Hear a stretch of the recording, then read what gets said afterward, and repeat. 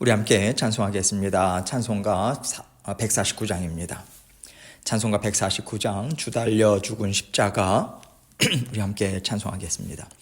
주 달려 죽은 십자가 우리가 생각할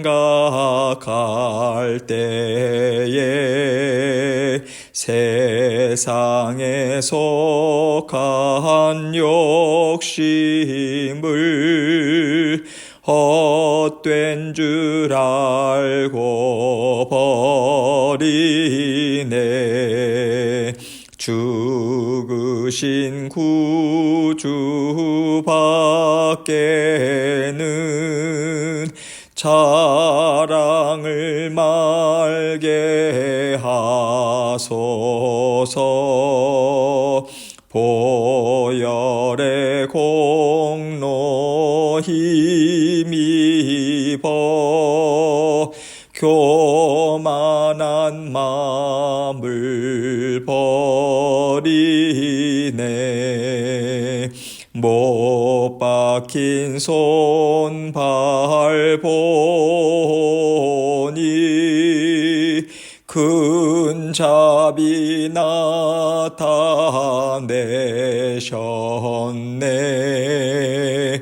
가시로 만든 면류관 우리를 위해 쓰셨네.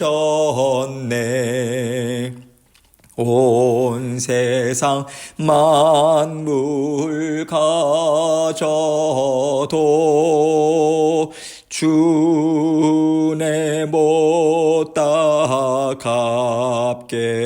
갚겠네. 놀라운 사랑 받은 나 몸으로 재물 삼겠네. 아멘. 기도하시겠습니다. 하나님 아버지 감사합니다. 우리 주님께서 고난 당하심으로 우리의 모든 상처와 아픔이 치유가 되고 또 아버지 하나님의 사랑으로 어루만져 주시는 그 길이 활짝 열렸음을 우리가 고백하고 또한 아버지 하나님 우리의 모든 육신의 정욕 더러운 것들을 깨끗이 씻김받을 수 있는 길 또한 활짝 열어주셨음을 정말 감사합니다. 우리가 늘 이것을 기억하고 아버지 언제나 겸손한 마음으로 우리 안에 주님께 나아가는 길 막고 방해하는 것들을 주 예수의 십자가 보혈의 능력으로 깨부수고 아버지 모든 성도님들이 자유함으로 감사함으로 아버지 하나님 늘 평안함으로 주님과 함께 동행할 수 있도록 저희 모두를 붙드시고 인도하여 주옵소서. 오늘도 그 길로 힘있게 달려나가라고 말씀 주십니다. 이 말씀을 생각하면서 주님의 은혜에 깊이 침잠하는 귀하고 복된 시간 될 수 있도록 은총 베풀어 주옵소서. 예수 그리스도의 귀하신 이름으로 기도합니다. 아멘. 하나님 말씀 마가복음 15장 29절로 32절입니다. 마가복음 15장 29절로 32절 제가 읽습니다. 지나가는 자들은 자기 머리를 흔들며 예수를 모욕하여 이르되 아하 성전을 헐고 사흘에 짓는다는 자여 너가 너를 구원하여 십자가에서 내려오라 하고 그와 같이 대제사장들도 서기관들과 함께 희롱하며 서로 말하되 그가 남은 구원하였으되 자기는 구원할 수 없도다. 이스라엘의 왕 그리스도가 지금 십자가에서 내려와 우리가 보고 믿게 할지어다 하며 함께 십자가에 못 박힌 자들도 예수를 욕하더라. 아멘. 우리 예수님의 고난을 생각할 때 주님의 십자가 고난이 우리에게 주는 유익을 곱씹을수록 깊이 깨닫게 되고요. 그 은혜에 감사할 수밖에 없습니다. 예수님은 공생애를 시작하시면서 먼저 사탄에게 시험을 받으셨어요. 여기서 시험이라는 게 테스트를 받았다는 것이 아닙니다. 어떻게 하나님이 사탄에게 시험을 받을 수 있겠어요? 유혹인 거죠, 유혹. 예수님이 사탄에게 유혹을 받으시는 것을 하나님께서 허락하신 이유가 무엇일까? 아담과 하와가 사탄의 유혹을 받고 무너졌잖아요. 실패했지 않습니까? 그래서 하나님께서는 비록 아담과 하와는 실패했지만 이제 나는 내 자녀들이 더 이상 실패의 자리에 있지 않도록 내 아들인 예수를 통해서 그들에게 권세를 줄 것이다.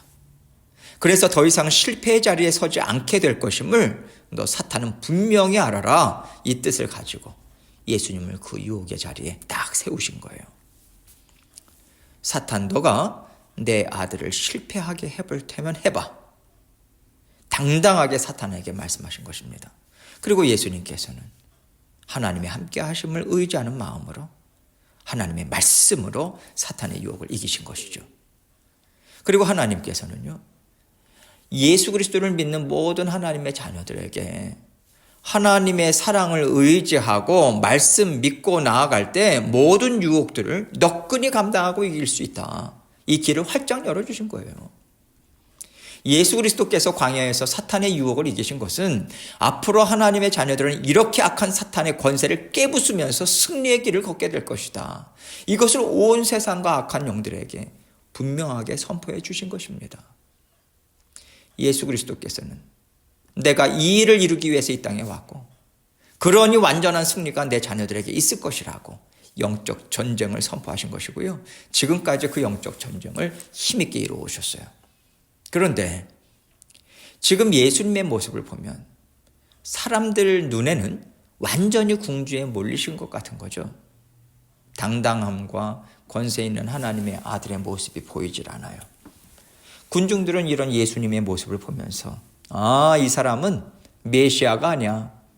그렇게 마음이 돌아서 버린 거예요. 그래서 예수님의 십자가 고난과 죽으심은요, 하나님께서 모든 세상의 일들을 권세로 다스리고 계심을 너는 정말 믿고 있는가? 너는 믿어야 된다. 이 말씀을 모든 하나님의 자녀들에게 주고 계신 거라는 생각이 듭니다. 예수님께서 그동안 숱한 유혹들을 다 이기시고요.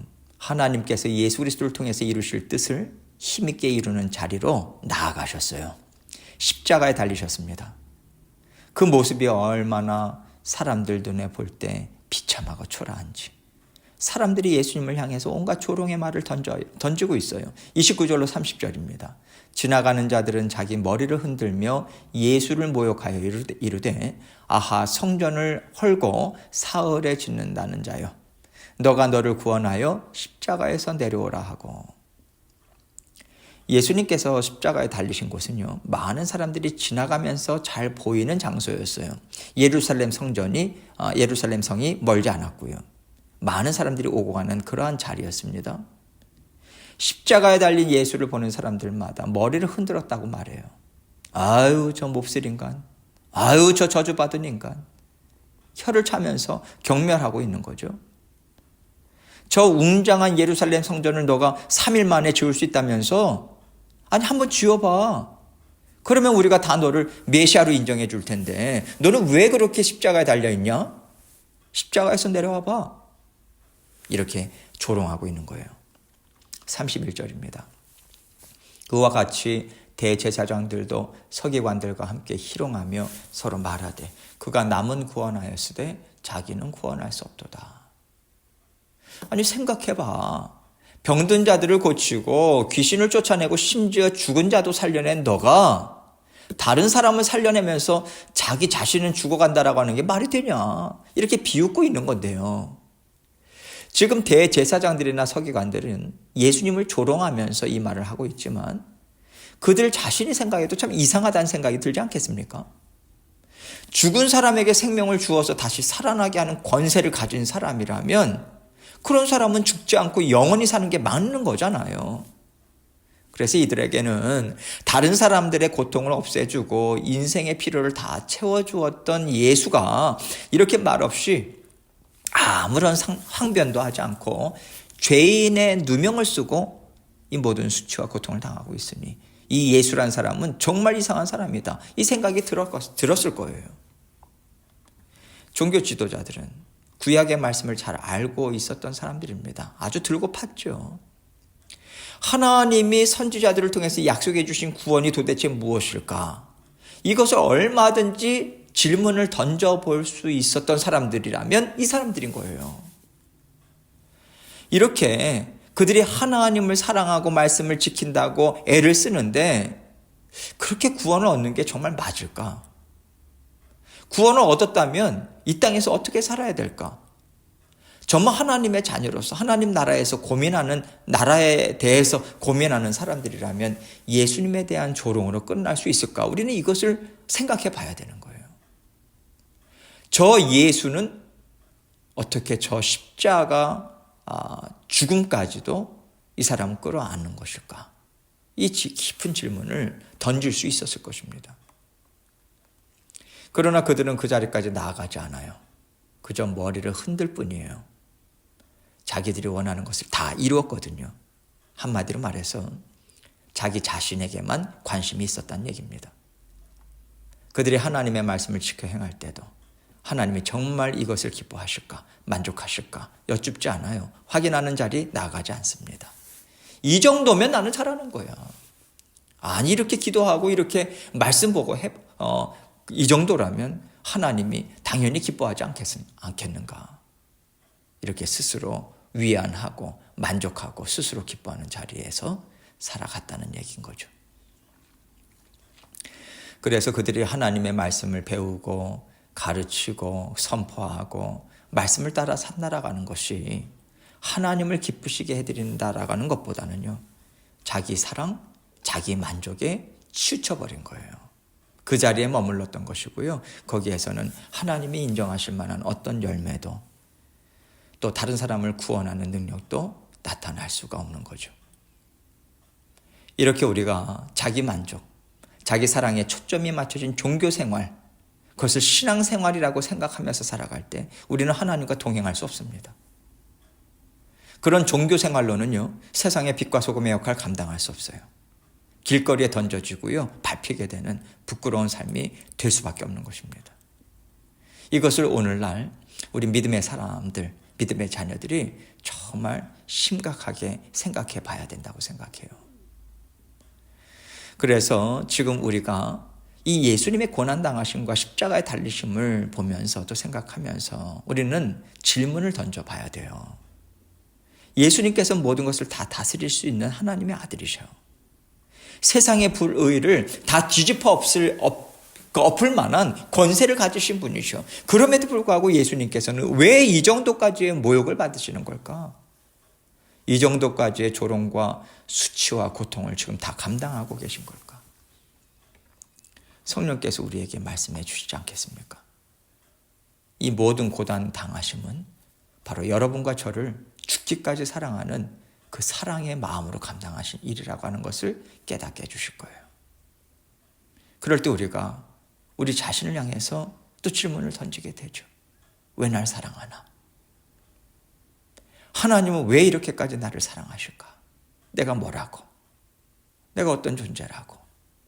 사랑하는 독생자를 내어주시기까지 나에게 은혜를 베풀어 주시고 지금도 내 인생을 한 걸음씩 한 걸음씩 보살펴 주시는 걸까? 감사가 나오지 않을 수 없는 것이고요. 주 예수 그리스도의 은혜와 사랑 깊이 받아 누리는 자리에 우리는 있을 수밖에 없는 거예요. 그런데 우리가 그럴 때 우리가요, 정말 주님을 사랑하는 마음으로 많은 것을 올려드리고요, 많은 시간을 드리고요, 정말 우리가 최선을 다해서 헌신을 올려드린다고 하더라도 하나님 이 정도면 된 거죠. 이 정도면 하나님께서도 만족하실 수 있는 거죠. 이런 말씀을 감히 드릴 수 없을 거예요. 오히려 우리는요, 하나님 제가 그 무엇으로 하나님의 은혜에 다 보답할 수 있겠습니까? 주님의 죽기까지 사랑하시는 그 사랑에 비교하자면 저의 이 모든 헌신 정말 아무것도 아닙니다. 하나님, 더 많은 거 드리지 못해서 정말 죄송해요. 제가 지금도 세상 살아가는 것에 많이 묶여 있습니다. 제가 먹고 살아가는 것에 많이 묶여 있어요. 그래서 많은 거 못 드려요. 정말 죄송합니다. 그러나 하나님 정말 더욱더 많은 시간과 헌신과 사랑 하나님 앞에 올려드리기 원합니다. 이런 고백을 하나님 앞에 올려드리라 생각됩니다. 여러분 이렇게 정말 하나님의 은혜에 진심으로 감사하는 이 겸손한 마음이요, 여러분과 저의 마음의 중심에 딱 자리 잡도록 우리가 정말 결단의 결단을 거듭해야 된다고 생각해요. 이게 우리 마음의 중심이 있어야 돼요. 마치 우리 삶에 닻을 내리듯이 이 겸손한 마음, 감사의 마음에 우리의 영에 닻을 내려야 합니다. 그런데 우리는 작은 것 하나 하고도요, 적은 것 드리고도요, 하나님 저 잘했죠? 제가 이것 드렸습니다. 저것 드렸습니다. 이렇게 자기 자랑, 자기 만족의 자리로 가기가 참 쉽죠. 이것이 우리가 날마다 만나게 되는 큰 유혹 아니겠습니까? 이것이 바로 우리가 예수님께서 걸어가신 십자가의 길을 함께 걷지 못하게 하는 것이고요, 계속해서 세상의 것을 추구하면서 살아가도록 우리를 이끄는 죄된 마음이라고 하는 것, 이것을 우리는 놓치지 말아야 돼요. 이 길에서 날마다 벗어나게 하기 위해서 예수 그리스도께서는 자기 자신을 구원하실 수 있는 분이시지만 형제 자매로 불러주시는 우리를 위해서 자기 목숨을 내어놓으시고 우리를 구원해 주신 것입니다. 하나님께서 이것을 통해서 우리에게 바로 이것이 너희가 걸어가야 될 십자가의 길이라고 말씀해 주신다고 생각해요. 나를 구원할 수 있음에도 불구하고 나 자신을 내어줌을 통해서 다른 사람을 구원하는 길로 나아가는 것, 이것이 하나님과 함께 걷는 십자가의 길이라고 하는 것을 명심하라고 지금 이 말씀을 통해서 여러분과 저의 귀에 들려주신다고 생각합니다. 32절입니다. 이스라엘의 왕 그리스도가 지금 십자가에서 내려와 우리가 보고 믿게 할지어다 하며 함께 십자가에 못 박힌 자들도 예수를 욕하더라. 예수님 양쪽 옆에 십자가에 못 박힌 자들은요, 진짜 죄수들이에요. 죄를 지은 진짜 죄수들입니다. 이제는 이들도 예수님을 향해서 욕을 하고 있어요. 너가 진짜 메시아라면 십자가에서 내려가 봐. 그러면 우리도 너가 메시아라고 하는 것을 믿을게. 이렇게 조롱의 말을 하고 있고요, 욕을 하고 있어요. 우리 같았으면 어땠을까요? 내가 지금 이렇게까지 희생하고 있는데 너가 나를 이렇게 욕을 해? 됐어. 나 안 믿어도 돼. 이렇게 가는 것이 사람의 마음 아니겠습니까? 그러나 예수님은 그들에게 그렇게 하지 않으셨어요. 예수님에게 욕을 해대는 악질인 사람들에게조차 끝까지 긍휼과 자비를 베풀어 주시고요, 사랑으로 대해 주셨습니다. 이것을 우리는 알 수 있어요. 무엇을 통해서요? 그 중에 한 명이 예수님을 구원자로 받아들이지 않습니까? 크신 사랑, 크신 긍휼, 그 인자하심으로 평생 예수님을 대적하고 조롱하는 사망 권세에 붙잡혀 살 수밖에 없던 우리도 구원을 받게 된 거다. 우리는 이 말씀을 통해서 우리가 생각을 해야 되는 거죠. 이 큰 사랑, 한없는 은혜를 여러분과 제가 한 몸에 받아 누리고 있다. 이 감사와 감격이 우리에게 있어야 하겠습니다. 동시에 우리는요, 우리를 향해서 과연 나는 종교 지도자들과 뭐가 다를까?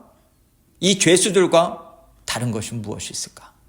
이 또한 생각함으로 더욱더 깊이 넓게 우리 주 예수 그리스도의 나를 향한 사랑, 그 은혜를 깊이 묵상하는 고난 주간이 되면 좋겠습니다.